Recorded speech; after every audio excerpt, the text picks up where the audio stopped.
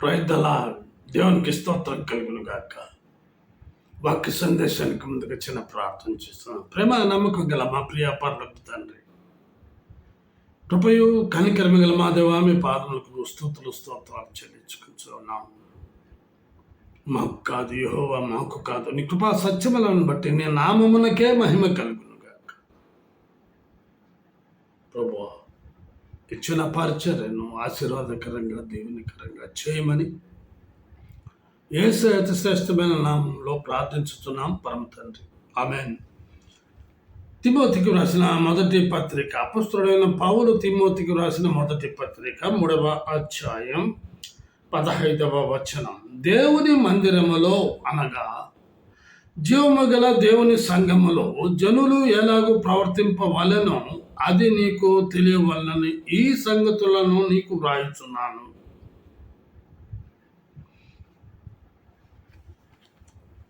గత వారములలో మందిరమును గురించి, సంఘమును గురించి, ఆయన నామముల గురించి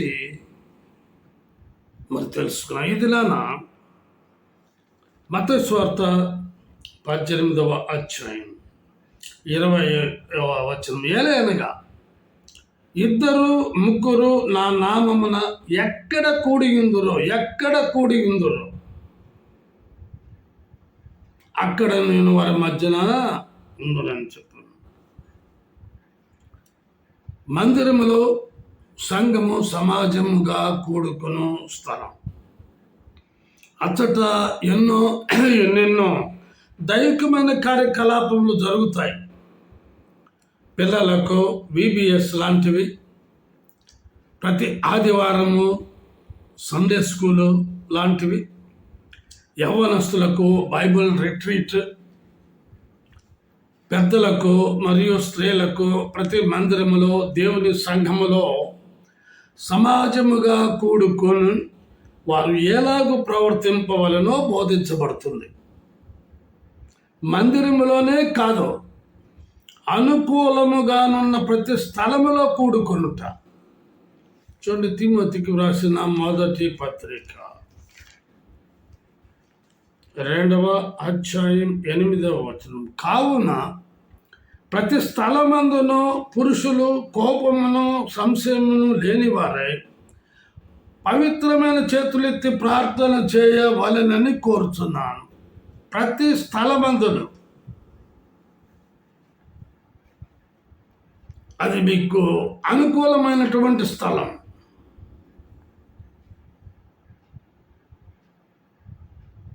చూడండి, ఏ స్థలాలలో మరి దేవుని యొక్క నామమున ప్రజలు కూడుకున్నారో కూడా లేఖన భాగాల్లో మనము స్పష్టంగా చూడగలం. మత్తయి సువార్త 14వ అధ్యాయం 15వ వచనం. సాయంకాలం అయినప్పుడు శిష్యులైనందుకు వచ్చి, ఇది అరణ్య ప్రదేశం, ఇప్పటికే ప్రతిపోయాను. ఈ జనులు గ్రామములోనికి వెళ్ళి భోజన పదార్థములు కొనుక్కున్నట్టుకై వారిని పంపివేయమని చెప్పిరి. యేసు వారు వెళ్ళనక్కర్లేదో, మీరే వారికి భోజనము పెట్టుడని వారితో చెప్పగా, వారు ఇక్కడ మన యొద్ద 5 రొట్టెలను 2 చేపలను తప్ప మరి ఏమీ లేదని ఆయనతో చెప్పిరి.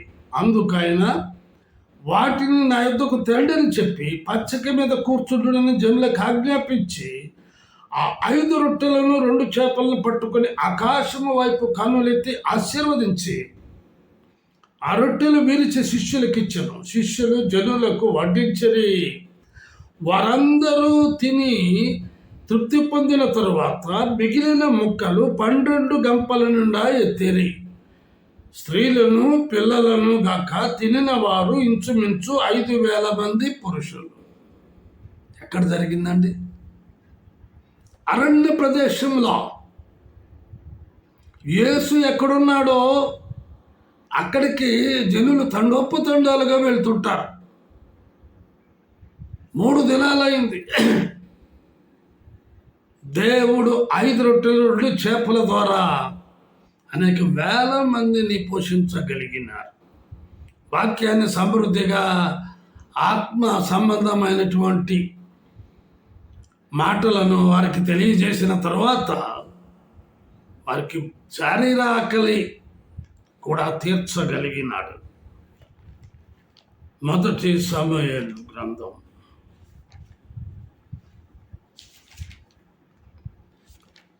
1వ అధ్యాయం 11వ వచనం ఆఖరి భాగం. ఆమె యెహోవా సన్నిధిని ప్రార్థన చేయుచుండెను. ఎక్కడుందండి ఆమె? దేవుని మందిరములో, షిలోహు దేవుని మందిరములో ప్రతిదినం ఆ ప్రార్థన చేస్తుంది. కారణం లేకపోలేదు, మీకు అందరికీ తెలుసు. అనుకున్నటువంటి సమస్యను బట్టి ఆమె దేవుని సన్నిధిలో ప్రార్థన చేస్తున్నది. ఆమె గొడ్రాలు కనుక ఏమని ప్రార్థించుచున్నది? 10-11 వచనాలు చదువుతున్నాను. బహు దుఃఖాక్రాంతురాలై వచ్చి యెహోవా సన్నిధిని ప్రార్థన చేయొచ్చు, బహుగా ఏడ్చొచ్చు. సైన్యములకు అధిపతియగు యెహోవా, నీ సేవకురాలనైనా నాకు కలిగి ఉన్న శ్రమను చూచి నీ సేవకురాలనైనా నన్ను మరొక జ్ఞాపకము చేసుకొని నీ సేవకురాలనైనా నాకు మగపిల్లలు దయచేసిన ఎడల వాని తల మీదకి క్షౌరపు కత్తి ఎన్నటికి రానియక వాడు బ్రతుకు దినములన్నిటను నేను వారిని యెహోవానగు నీకు అప్పగింతునని మొక్కుబడి చేసుకొనేను. దేవునికి స్తోత్రం కలుగును గాక. ఎప్పుడైతే ఆమె దేవుని సన్నిధిలో ఆయన నామమున్న మరి ఉచ్చరిస్తూ అలాగ ప్రార్థన చేస్తూ అలాగ దేవునికి మరి మొక్కుబడి చేసుకున్నారో అలాగూ నా అక్షరాల ఆ పుట్టినటువంటి కుమారుడు సమూయేలు అయిపోయాడు. ఎంత గొప్ప సంగతి అది! యాజకుడిగా, ప్రవక్తగా, న్యాయాధిపతిగా, దీర్ఘదర్శిగా ఆ పేరు పొందుకొనగలిగినాడు. చూడండి 19వ వచనం ఆఖరి భాగం, లాస్ట్ లైన్. యెహోవా ఆమెను జ్ఞాపకము చేసుకొనెను. ఆమె మనవుని అంగీకరించాడు. అందును బట్టి 26, 27, 28 వచనాలు. నా ఏలినవాని ప్రాణముతోడు నీ యొద్ద నిలిచి యెహోవాను ప్రార్థన చేసిన స్త్రీని నేనే. ఈ బిడ్డను దయచేయమని యెహోవాతో నేను చేసిన మనవిని ఆయన నాకు అనుగ్రహించెను. కాబట్టి నేను ఆ బిడ్డను యెహోవాకు ప్రతిష్ఠించుచున్నాను. తాను బ్రతుకు దినములన్నిటిను వాడు యెహోవాకు ప్రతిష్ఠితుడని చెప్పాను. అప్పుడు వాడు యెహోవాకు అక్కడనే బ్రక్కెను. యెషయా గ్రంథం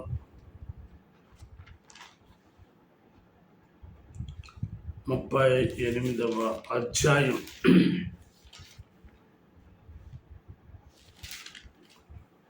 38వ అధ్యాయం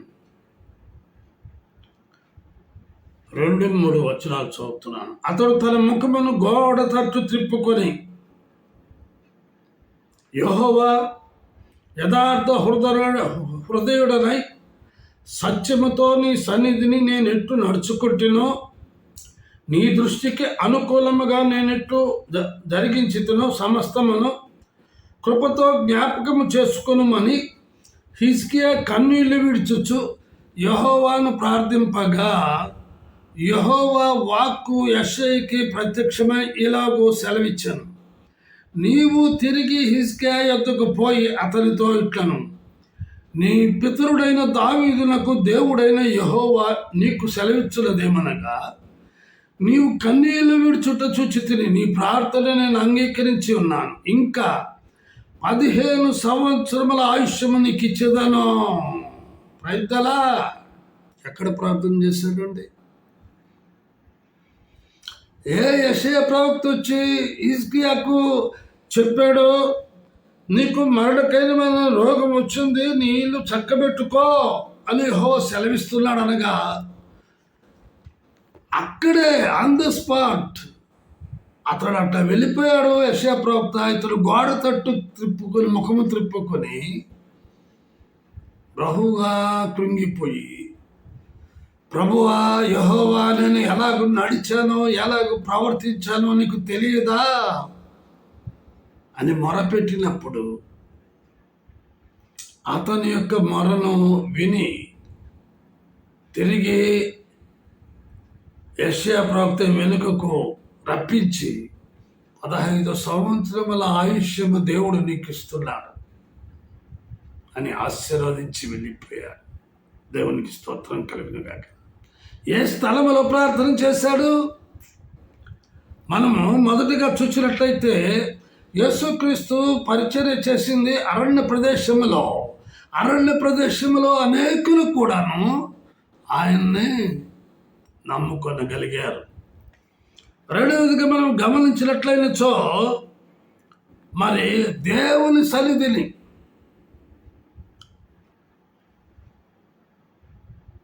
హన్న ప్రార్థన చేయగా ఆమెకు కుమారుడు అనుగ్రహించబడినాడు. మూడవదిగా మనం చూసినట్లయినచో హిజ్కియా ప్రవక్త అక్కడే ఆన్ ద స్పాట్ వచ్చినటువంటి యెషయా ద్వారా మరి ఏమైతే తెలియపరిచాడో బహుదుఃఖాక్రాంతుడైపోయాడు. తన ముఖము గోడ తట్టు తిప్పుకొని ఎంతో బాధపడుతూ ఆ గోడకు ఆనుకొని ఆ గోడ తట్టు ముఖం పెట్టుకొని ప్రార్థించగా దేవుడు ఆయన యొక్క అతని యొక్క స్వరాన్ని విని అతని మనవిని అంగీకరించి ఆయుష్యము ఇవ్వగలిగినాడు. ఇంకా మనం గమనించి చూసినట్లయినచో మత్తయి సువార్త 5వ అధ్యాయం 1-2 వచనం, ఆయన ఆ జల సమూహమును చూచి కొండ ఎక్కి కూర్చుండగా ఆయన శిష్యులు ఆయన వద్దకు వచ్చిరి. అప్పుడు ఆయన నోరు తెరిచి ఇలాగూ బోధింపసాగారు. ఏ స్థలములో అండి? కొండల ప్రదేశం, అరణ్య ప్రదేశము, కొండల ప్రదేశము, దేవుని సన్నిధి. నీ ఉన్న ఇంటిలోనే గోడ తట్టు తిరిగి ప్రార్థించడం. కాబట్టి ఎక్కడ కూడి ఉంటారో అక్కడ ఆయన ఉంటాడు. ఏ స్థలములో నువ్వు కూడి ఉంటారో ఆ స్థలంలో దేవుడు ఉంటాడు. కాబట్టి ఆత్మను గురించినటువంటి సందేశం కొండల ప్రదేశంలో యేసుక్రీస్తు ప్రభుల వారే తెలియజేస్తున్నాడు. ఏమని తెలియజేస్తున్నాడు? ఆత్మ విషయమై దీనులైన వారు ధన్యులు, పరలోక రాజ్యము వారిది. దుఃఖపడు వారు ధన్యులు, వారు ఓదార్చబడుదురు. సాత్వికులు ధన్యులు, వాళ్ళు భూలోకమును స్వతంత్రించుకొందురు. నీతి కొరకు ఆకలి దప్పులు గలవారు ధన్యులు, వారు తృప్తిపరచబడుదురు. కనికరము గలవారు ధన్యులు, వారు కనికరము పొందుదురు. హృదయ శుద్ధి గలవారు ధన్యులు, వారు దేవుని చూచెదరు. సమాధానపరచువారు ధన్యులు, వారు దేవుని కుమారులు అనబడుదురు. నీతి నిమిత్తము హింసించబడు వారు ధన్యులు, పరలోక రాజ్యము వారిది. కొండల ప్రదేశములో తనను వెంబడించినటువంటి ప్రజలకు యేసుక్రీస్తు తెలియజేసిన ఆత్మీయ సందేశం ఇంకను మనం చూసినట్లయినచో దానియేలు గ్రంథం 6వ అధ్యాయం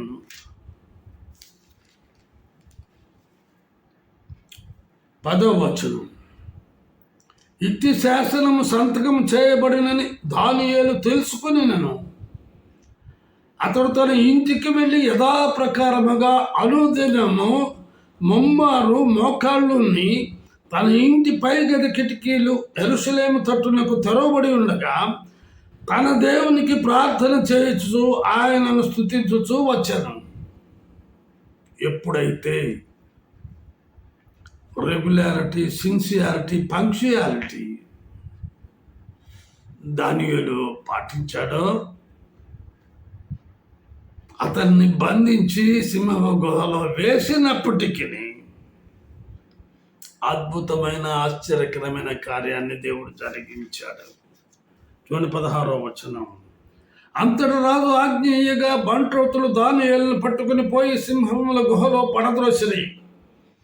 పడద్రోయగా రాజు, నీవు అనుదినము తప్పక సేవించుచున్న నీ దేవుడే నిన్ను రక్షించునని దానియేలుతో చెప్పాడు. ఒక అన్య రాజు, దర్యావేషు రాజు, దావీదుకున్న విశ్వాసం, నమ్మకము, ఆయన ప్రార్థనా పరుడని,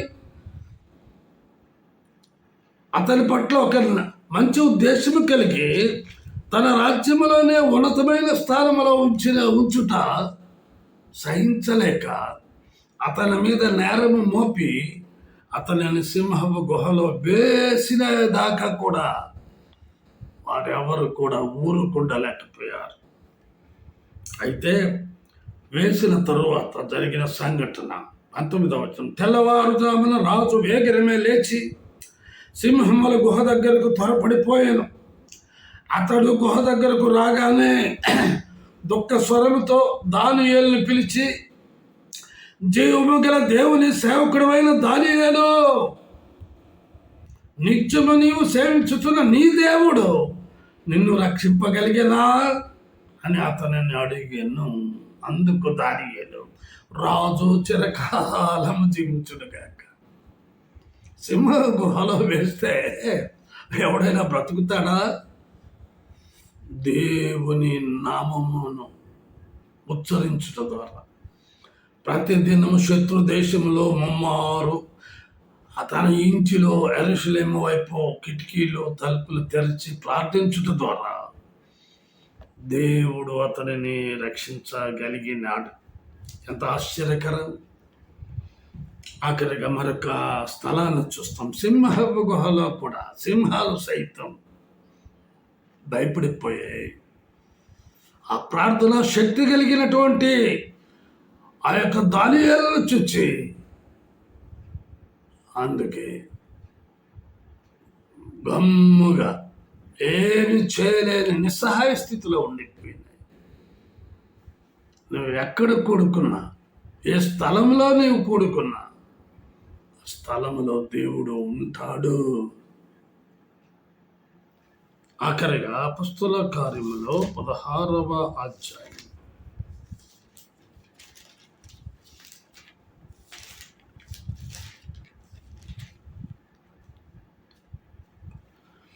25వ వచనాన్ని చదువుతున్నాను. అయితే మధ్యరాత్రి వేళ పౌలును శీలయు దేవునికి ప్రార్థించుచు కీర్తనలు పాడుచు ఉండిరి, ఖైదీలు వినుచుండిరి. మధ్యరాత్రి అండి. చాలా దెబ్బలు కొట్టారు. దేవుని స్వార్థను ప్రకటిస్తున్నారు. అంత దెబ్బలు కొట్టి 22వ వచనం. అప్పుడు జనసమూహం వారి మీదకి దొమ్మిగా వచ్చాను. న్యాయాధిపతులను వారి వస్త్రములను లాగివేసి వారిని బెత్తములతో కొట్టవలనని ఆజ్ఞాపించిరి. వారు చాలా దెబ్బలు కొట్టి వారిని చెరసాలలో వేసి భద్రముగా కనిపెట్టవలనని చెరసాల నాయకునికి ఆజ్ఞాపించిరి.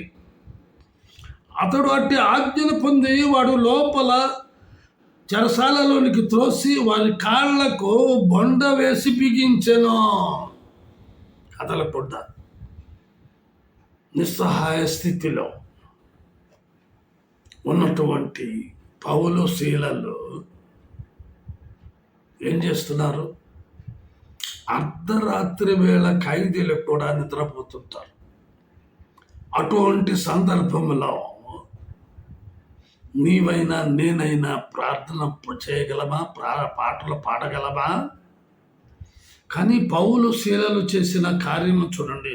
అయితే మధ్యరాత్రి వేళ పౌలు శీలయు దేవునికి ప్రార్థించచ్చు, కీర్తనలు పాడుచుండేది, ఖైదీలు వినుచుండేది. ఆశ్చర్యం. అప్పుడు అకస్మాత్తుగా మహాభూకంపము కలిగెను, చెరసాల పునాదులు అదిరెను, వెంటనే తలుపులన్నీ తెరుచుకొనెను.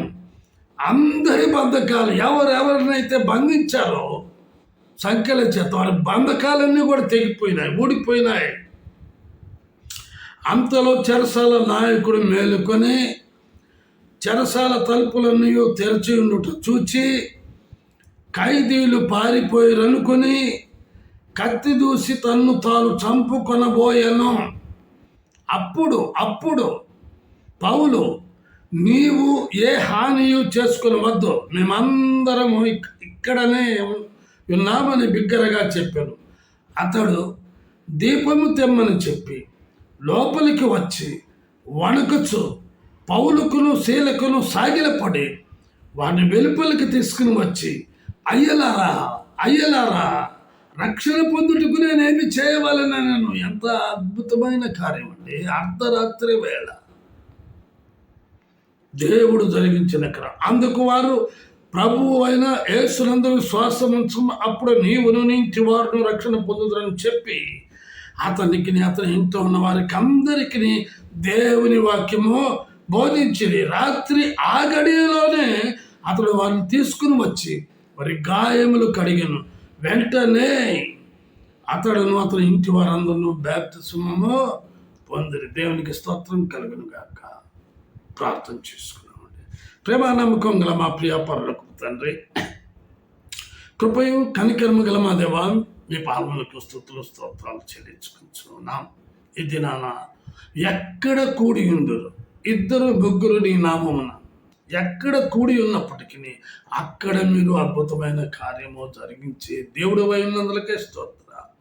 అరణ్యం ప్రదేశమైతేనేమి, అది కొండల ప్రదేశమైతేనేమి, అది యెహోవా సన్నిధి మందిరం అయితేనేమి, అది ప్రభువా ఎవరి ఇంటిలో వారు అయితేనేమి, ప్రభువా మరి దానియేలు సింహపు గుహలో సైతము ప్రార్థన పరుడుగా మరి జీవించగలిగినాడు. ప్రభువా పౌలు శీలలైతే నా తండ్రి అవి వారు మధ్యరాత్రి వేళ ప్రభా జైలు చెరసాలలో సైనికుల ఖైదీల మధ్య ప్రభా అద్భుతమైన ఆశ్చర్యకరమైన కార్యాన్ని జరిగించారు. నా తండ్రి మీకు స్తోత్ర, కుమారుడా మీకు స్తోత్రాలు, పరిశుద్ధాత్మ దేవుడా మీకు స్తోత్రాలు. ఎక్కడ ఎక్కడ ఎక్కడ మేము కూడి ఉంటామో అక్కడ మీరు ఉంటున్నందులకు, అద్భుతమైన కార్యం జరిగించుచూ ఉన్నందుకు స్తోత్రాలు చెల్లించుకొచ్చు ఉన్నాము. మీకే మహిమ, మీకే ఘనత, మీకే ప్రభావం తెచ్చుకోనమని మా మీదకి మీ ఆశీర్వాదం దేవుని కలుగుట్లో సహాయం చేయమని యేసయ్య నామమున ప్రార్థించుతున్నాము పరమ తండ్రి. ఆమేన్. తిరిగి వచ్చే వారం కలుసుకుందామండి. అంతవరకు సెలవు. దేవుడు మిమ్మల్ని దీవించును గాక.